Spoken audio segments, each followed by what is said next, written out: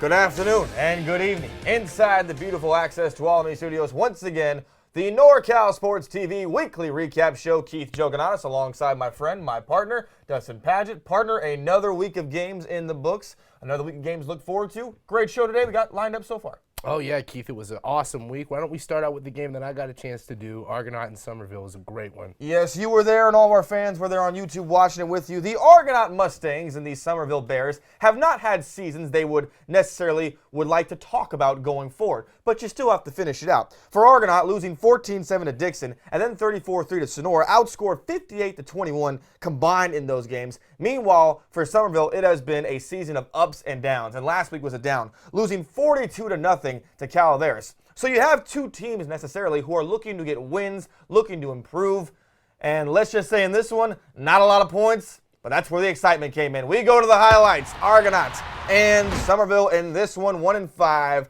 Mustangs, 2-4. Bears of Summerville. And in this one, not a lot of points, like we said. We will pick this one up at the 8:44 mark of the first quarter. Jaden Brochini to one of his favorite targets of the year, D-Padge. David Titus Shirley, underthrown, but he makes a great job to go get this one. He gets that one down around the 25-yard line.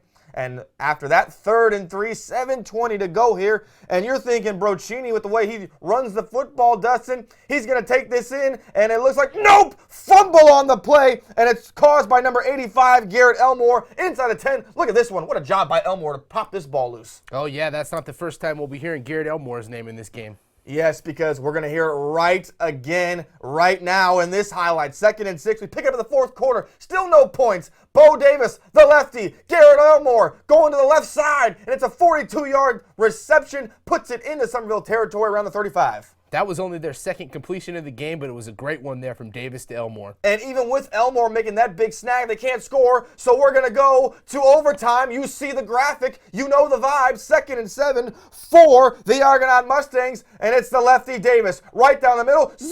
X marks the spot. It's Eckert with a touchdown, 22 yards.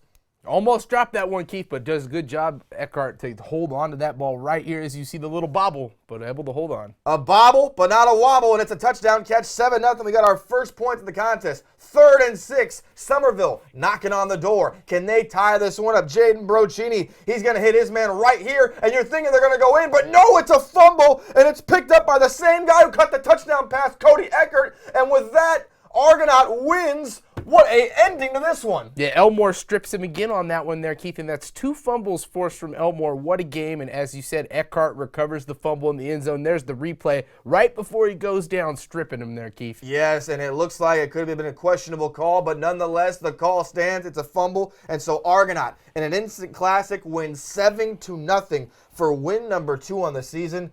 Man, it's a tough one for Summerville. We can talk about Argonaut winning this game. Shouts out to the Mustangs. They earned it. But for Summerville, twice they were down at the goal line in this one, Dustin Paget, and twice they fumbled the football. Yes, Keith, and that didn't tell the story of this whole game offensively. There were a lot of missed field goals as well. It was a very tough game all the way around for both offensive squads. Both defenses obviously showed up to play, but for Summerville's sake, at home, in a home game, in a game you're expected to win, in a league game, big letdown here. Argonaut stepped up, got a big win for them. They're now 1-1 in the conference, coming up with a home game this week versus Bret Hart, which likely they should be able to come out there. So, hey, Argonaut could be 2-1 after this week, Keith. Let's touch on that fumble because you had one of the best seats in the house, I should say. Was it a fumble? Was it not a fumble? From your vantage point, what was the vibe in the area, in the stadium? Was it a fumble in the eyes of many, or was it not a fumble? Well, you know what? Right after the game, I had one of the statisticians for the Summerville team look down and ask me the same question, Keith, and my answer to him was, we don't have instant replay, so we're going to go with what the call was on the field. They gave it their best shot.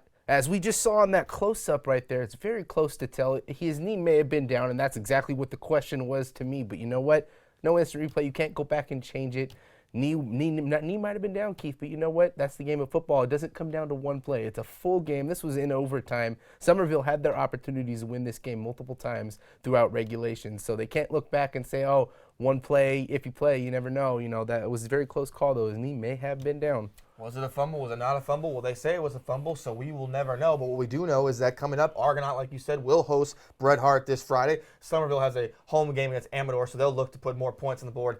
As the season draws to a close, there are plenty of league titles that are up for grabs. And there not might be another competitive league as competitive as the East Bay Mountain League. You got De La Salle sitting undefeated, beating Monte Vista 2 weeks ago, 49-14. You've got obviously the Foothill Falcons. You've got the Cal Bears. You've got plenty of teams that could potentially vault into that second place seed. And if De La Salle were to slip up, vault into the number 1 place in the standings. There's a lot at stake as far as playoff implications and things of that nature. 2 of those teams played last week, the Foothill Falcons and the Monte Vista Mustangs. This is a big game with big implications. Both teams riding high. Both teams coming off great wins. So would Foothill take this one, or would Monte Vista at home get the job done? We will find out, and we know it was one for the ages because we got the highlights for you here on NorCal Sports TV. We go to the highlights. Foothill and Monte Vista. Dustin Paget, this is a big game with big implications. Definitely. It's a big one for Monte Vista, especially at home, Keith. Let's see if they're able to come out on top. 5-1 Foothill. 4-2 Monte Vista. After last week against De La Salle, looking to get this one, and it does not look like from the start it's going good because it's a fumble, and Foothill's got the fumble just like that. And back they go. Have to settle for 3 points here. Evan, don't call me Matthew McConaughey. 27-yard field goal. There's enough leg to go around on that one. That's a good start here for Foothill in the first quarter, getting a job on defense done, and then the field goal. 4:24 in the first quarter. 3-0 Foothill. Monte Vista going to go for it on 4th and 9 here. Back to pass. Go the Mustangs, but a sack in the backfield. Foothill with the momentum early. Yes, Keith, and now let's see what they can do offensively. 3rd and 2. Josh Anderson on the 22-yard pass from Lombardi, and it's good. 10-0 Foothill, just like that. They're rolling. But not to be outdone, the Mustangs say, hey, they've gotten some turnovers on defense. Let's go get one ourselves. It's Christian Luciano who puts it in enemy territory. But they're backed up here on 1st and 28, 9:42 in the second quarter. Nate Ruchina from Jack Stewartson going to go for the deep ball, and he connects. 37-yard touchdown pass. Monte Vista on the board here, 9:37 in the second quarter. Monte Vista going to dribble this one down there. Foothill can't come up with it, and Monte Vista recovers the squib kick. That is a huge momentum shift in this game here, Keith, for Monte Vista Mustangs. So everything going early for Foothill. Now Monte Vista gets it going. Everything working for them. And then Connor Shea, 5 yards from Jack Stewartson. He threads that needle in the corner. Touchdown, Monte Vista, their first lead of the contest. 2 quick touchdowns in a 2-minute stretch, Keith. And then not to be outdone, they get the ball back, and Stewartson hits Noah Rivas. Woo! Isn't that ball pretty? 21-10. Stewartson throwing the ball all over the field with ease and accuracy. Stewartson with 2 interceptions against De La Salle. He's perfect here in the first half. But then it's Peter Montini from Lombardi who gets out of the pocket, and wow, you want to talk about a dime. 16 there after they cannot get the PAT. So 21-16, less than a minute to play in the first half. And what you're going to see here, folks, might be the kick return of the year so far. Jacob Oliphant, who is no stranger, Dustin Paget, to taking it back to the house. He gets a house call right here. Now you see that man. Now you don't. He's in the end zone. Play of the game there, Keith. After they just gave up a touchdown to Foothill, now all of a sudden they take a 2-score lead into the half, and, well, they wouldn't look back. 88 football yards on that kickoff return for the TD. And then it's Oliphant again, and he showed you what he can do on the kickoff. Now he's got the punt return game on lock, and he's taking this one to the crib. It's a touchdown for the Mustangs. What a job here from Oliphant. Back-to-back kick returns in a matter of just a couple of minutes of gameplay there, Keith. Almost 200 yards he puts up returning. Monte Vista with all the momentum, but Foothill, do they have any comeback magic? Well, they get off to a good start here. 11:52 to go in the fourth as Peter Montini gets another snag, and it's 35-23. And so then, with under a minute and to go, Foothill looking to put another one on the board. It's Montini again, and what looks to be the same exact play, 35-29. PAT is good. And so now, can they get the onside kick here to get one more shot to not only tie the game, but to take the lead with a PAT? It's a great kick. It looks like it's going to go in their favor, but great hands there as Monte Vista takes it. And so Monte Vista gets the win against Foothill in this one. Lots of cover in this one. So Dustin Paget, let's start with the fact that, you know, Jacob Oliphant, he might have been the biggest player on the field. He had the kickoff return for a touchdown, then he comes back with a punt return for a touchdown, If he doesn't get that punt return, we are looking at a totally different football game. Hey, kick return too, Keith. If you look at the final score, they only lost by 6 points. So you take away those 2 returns, then Foothill's going to get this win. Foothill started off this game hot, Keith. They were up 10-0 in the first quarter. They were 1-0 in league. Monte Vista was 0-1 in league. So yes, this was an important game for both, but more important, I say, for Monte Vista. If they did not come out and squeak out with this win here, Keith, falling to 0-2 overall in league play and 4-3 overall would have been a big blow to them. So they made a great performance here. Good battle, good comeback. But hey, Foothill came back as well too. We saw a little bit of everything in this game after they were down by 19 points. The second half, after that punt return, they gave up 0 points to Monte Vista, scored a couple of touchdowns, just ran out of time in the end, really. You know, for Monte Vista, and before we go to Monte Vista, let's focus on Foothill because they did get off the 10-0 lead. They had the 10-0 lead. Look, everything was rolling. Do you think them having that lead early on allowed them maybe to think they could take their foot off the gas pedal? You know, it's possible, but honestly, Keith, I feel like Stewartson is really what took it off the gas pedal for them with the second quarter that Stewartson had with those 3 touchdown passes. That was a real big boost for them moving forward in the game, and it allowed them, it was the only quarter they scored offensively at all from Monte Vista was in the second quarter. The third quarter, they had that special teams return. Fourth quarter, no points. So huge second quarter for Stewartson, able to give them the points that they needed to hold on as the later stages of this game progress. But how about Mantini for Foothill? 3 touchdown receptions. You know, he's no slouch as well in this game either, Keith. He had a really big one. And it doesn't get any easier for Monte Vista because they've got to play Cal this week, and that has big implications in league play. So we'll see what happens with both teams. They're both 1-1. Looking up at De La Salle, it is not over just yet for Foothill or Monte Vista, but I should point out Jack Stewartson, 0 picks this week compared to last week, 2 against De La Salle. JS stands for just saying. Now it stands for Jack Stewartson. Good for you, Mr. Stewartson. That was great play. You want to talk about great play, ladies and gentlemen, then you have to be talking about the Turlock Bulldogs because these last couple of weeks, Turlock has been rolling. They lost 41-13 to Central, and ever since then, they have been on a tear. They went to Downey in a big matchup that had big-time league implications. Downey was so hyped to get their hands on Turlock,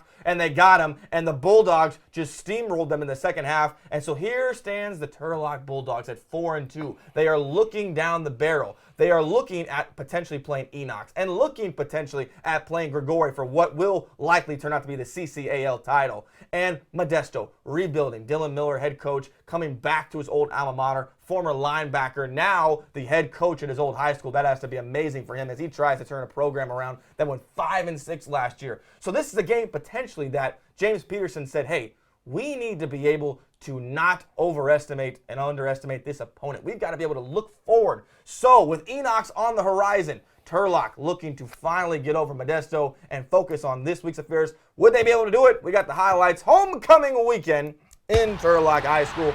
The Bulldogs, the Panthers, and that awesome Turlock High School band. 4-2 Turlock, 1-5 Modesto. And early on, Dustin Paget, Turlock says, you know what, everyone thinks we're going to underestimate these guys. Well, we're not. Anthony Frias had the neck injury 2 weeks ago. He's healthy. He's cleared. He's in the end zone. 2-yard rushing touchdown. It's good. Turlock gets the football back. Defense played great. And so when your defense plays great, your offense has more opportunities to score. And Dalton Lynn, they use him on the jet sweep here. And he usually goes to the outside. Now he goes inside, 14-0 Modesto. Great running game here for Turlock. And then Diego Angel from 32 yards out, 17-0 Turlock at this point. They were all going good here on offense. And then right back to the running game they go. And just when you think Anthony Frias shows you the short-term running, he'll give you the long-term running. 62-yard touchdown run. Salute to you, Mr. Frias. Glad to see you back. 24-0 Turlock in the second half now. 10:53 to go. Josiah Gonzalez, who had 2 touchdowns against Downey. He's got 1 on the board here. 10-yard rushing touchdown.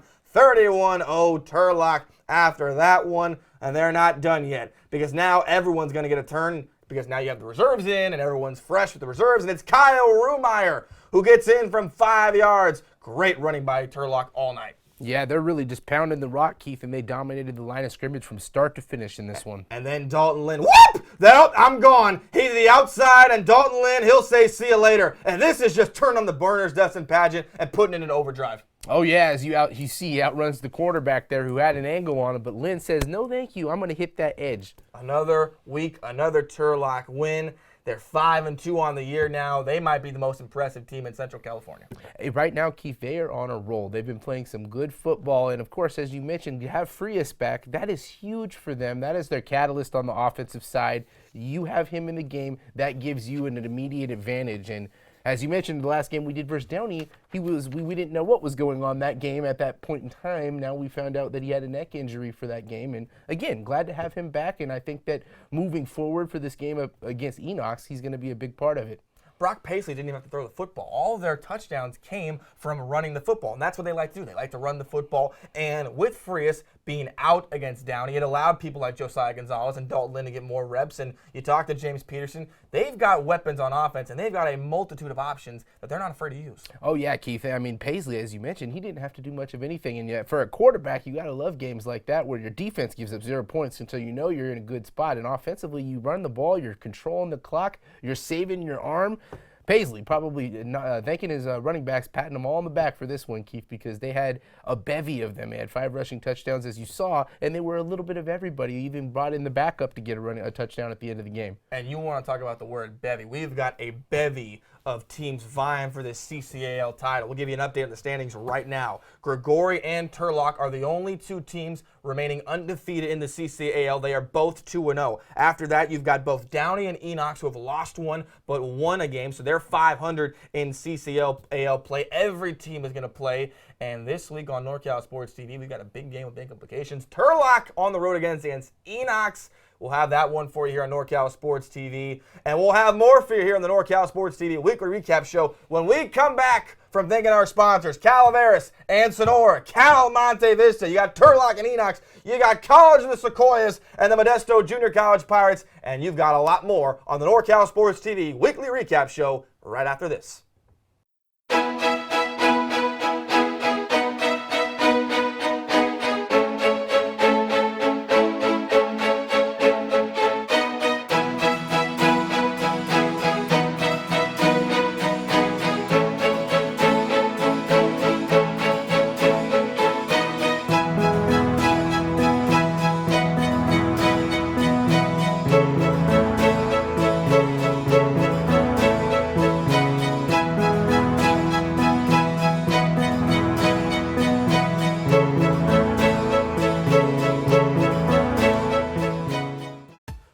Welcome you back here to the NorCal Sports TV Weekly Recap Show. Keith Joganas, Dustin Pageant, and we've got done with all of our recaps, so now it's time to preview some of our games we got on this docket. And you can watch all these games that we're going to preview for you right now on the NorCal Sports TV YouTube channel for free. That's right, free $99. You don't even have to pay for anything. It's simple, it's easy, we like it. Oh, yeah. All right, let's do this. We first up on the bill, 5-2 Calaveras and 3-4. The Sonora Wildcats have won 3 straight wins. The Wildcats have Tracy, Argonaut, and Bret Hart last week, 69-0. But Coach Doug Clark and Calaveras haven't lost in over a month. The last loss coming 24-0 to Ripon. So this is a big game with big implications. Who do you like in this one?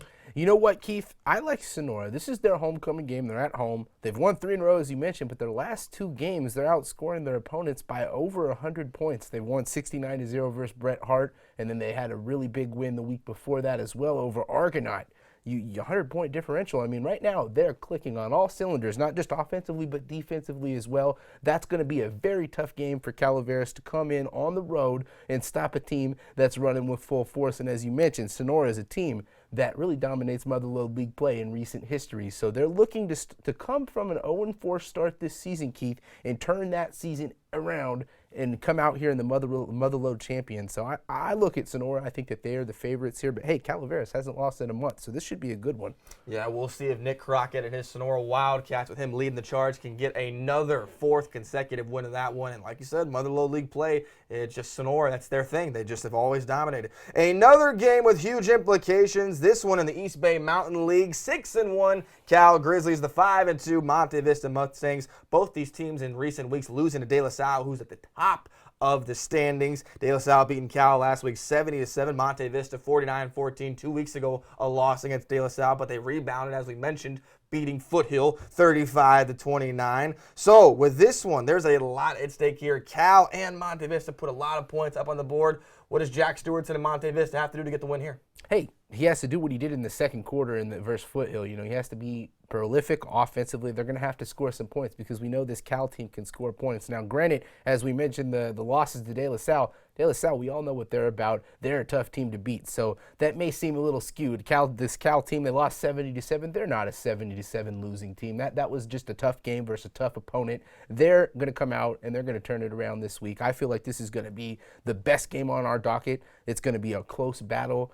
And I feel like Cal might have the slight edge here. So Stewartson, he's going to have to come and he's going to have to play as well as he did in that second quarter, Keith. Yes, and you can only hope for Monte Vista you do not get off to the start that you did against Foothill, because a team like Cal that scores a lot of points, they will definitely not relinquish that lead if they get it. We got Turlock and Enox. This is a game we're going to be at. Turlock on the road once again. They played great against Downey, but this is a team in Enox who comes in averaging over 200 yards rushing per game. Both these teams very similar. They like to do one thing. That's run the football. Yes, Keith, that's what we're going to see, a ground and pound. We'll be there tomorrow night. I expect it to be a clock-controlling game, probably going to be low-scoring. Turlock tends to play many low-scoring games. While I said Cal Monte Vista might be the best game on our docket this week, I think this is the most important game on the docket this week. Turlock is right in the thick of things with Grigori, trying to win this league. Turlock, the favorite preseason to come out and take it, have had some stumbles this year, playing really hot right now. Enox coming off a loss, but they're at home, Keith. And Enox being 1-1 in the league, if they can come here at home and knock off Turlock, that would turn this league upside down. And moving forward for the rest of the season, who knows what may happen. Well, we talked about it. Enox last year, they said that they were great in the first quarter, but numerous players and head coach James Stacy said we didn't have the stamina, we didn't have the endurance to last for all fourth quarters. And if they're going to win this game, no doubt, Dustin Padgett, you've got to play 4 quarters against Turlock. Oh, definitely, especially on the defensive side. Turlock is going to run that ball right up the gut. They've got many running backs to work with, Frias, Dalton Lynn, Josiah. They've got all these guys that they can go to. It's going to be a tough game for the Enox team. They're going to have to be playing their best game. They're not going to come and get this win easily. They're going to have to come and battle. They're going to have to come out at home and play solid defense and do the best that they can to control the clock, because Turlock coming in, quite clearly the favorite in this one. But hey, you're on the road. It's a league game. You know, Enox, no slouch. This is going to be a good one, Keith. Yes, that young quarterback, Gross, and Enox looking to get the big win at home. It'll be a raucous environment. We can't wait to be there tomorrow. And on the JC, the junior college football side of things, College of the Sequoia Giants 3-2 on the road against the Modesto Junior College Pirates 4-1. 4-1, that's right. I said 4-1 because last week Modesto finally losing 35-12 to San Mateo, and it was a game that was very, very peculiar. You know, Modesto hadn't scored less than 20 points all year. Here they are scoring 12 in one game. Neves did not play good, 19-35, 235 yards, but 2 interceptions, and Velasquez had, you know, a couple passes, but this quarterback situation, if it lingers, it could very, very well be a very big threat to what Modesto is trying to do going forward this season. Yes, before this last week, we were talking about them as being state title contenders. I feel like, and it's tough in a state title contention situation, one game can change that. And I feel like this one may have very well done that. We've got other teams out there like San Francisco City College, who does have a loss to Modesto, but only one loss. You know, moving forward, a team with just one loss, you know, there's going to be other teams out there to match you up. The team that they just lost to, for example, San Mateo, who won the state championship 2 years ago, they are a very good program, and they haven't lost one yet. Now Modesto's looking up at them. So very tough loss for them, you know, but they've got a chance this week to get back onto the winning track against the College of Sequoia. It's not going to be an easy game, but clearly Modesto is going to be the favorite here in this one, Keith. Well, we will see if Modesto can rebound and get back on their winning ways, and we will see you back here same time, same place, and same subject, which is the great game of football. For Keith Joganaz, my partner Dustin Padgett, signing off here inside the beautiful Access to Tuolumne Studios. Thank you for watching another NorCal Sports TV weekly recap show. We'll see you next time. Salute.